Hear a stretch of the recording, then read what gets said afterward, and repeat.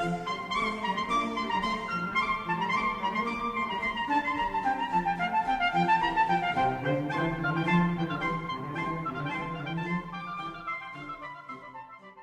have with us Mrs. Harriet Pilpel, who's well known to this viewers of this program. Mrs. Pilpel is an attorney with Greenbaum, Wolf and Ernst, a graduate of Vassar and of the Columbia Law School, and very active in a number of liberal and feminist movements. Mrs. Pilpel. I would like to, for a moment, ask you some questions about the economics of job getting in terms of the blacks versus the whites. The statistics I was able to pull together indicate that at the present time, white males make $17,427 on an average basis for the year. Black males make $12,738. White females make $10,244, and black females make $9,476. It is clear from these figures, as indeed I think it's clear to most of us from what we see, that there is a discrimination against blacks and against women in our present system.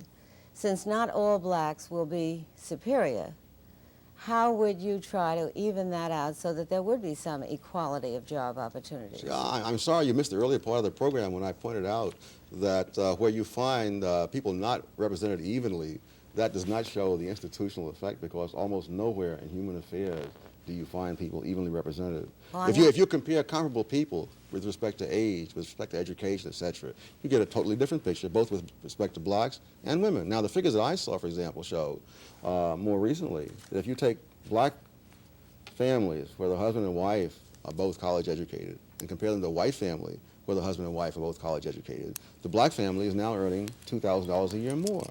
The problem is that very few blacks fall in that category.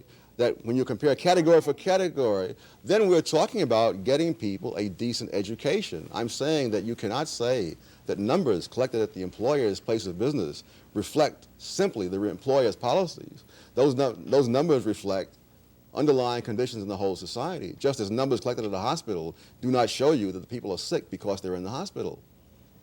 No, I would agree with that, but you would also have to agree that, generally speaking, women are paid less, for example, for the same jobs as men. No, I would not. I would not agree with that. If you're talking about women with the same number of years of experience, with the same continuous service, et cetera, then when I look at that, I don't find that disparity. I find, for example, in many cases, the women are making more, depending upon how you break the data down.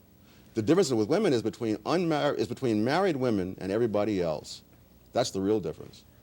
Well, even as to single women, the Census Bureau statistics, the most recent ones I could find, 1978, say that single men are earning $11,100 and single women are earning $9,300. Yes, I love the word single that is used. When I did my study, I didn't use single, I used never married. You see, a woman who is single at age 40, having spent 10 or 20 years raising children, is really not quite the same as a man of age 40 who's been working continuously for 20 years. And the differential she cited is not that great, so it could easily be accounted for by the Yes, because when I break them down the other way, I did this for the academic world, and there I found the women who are never married, which is the term the way I take it, there they were earning more than the men. And similarly, when the government did data some years ago on women who had been working continuously since high school into their 30s, there you found that they were making slightly more than men of the same description. So the difference is between married women and everybody else.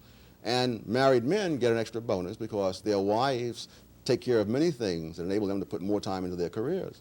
I'm sure you're aware of the fact that there are approximately 15% of all homes in which there is only one wage earner.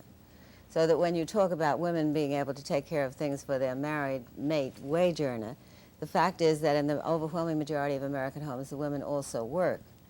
And therefore, I don't think your explanation that women have other responsibilities and that that's why they are... Work can mean part-time work or full-time work. Women do not work full-time to the same extent that men. Part-time workers make less than full-time workers.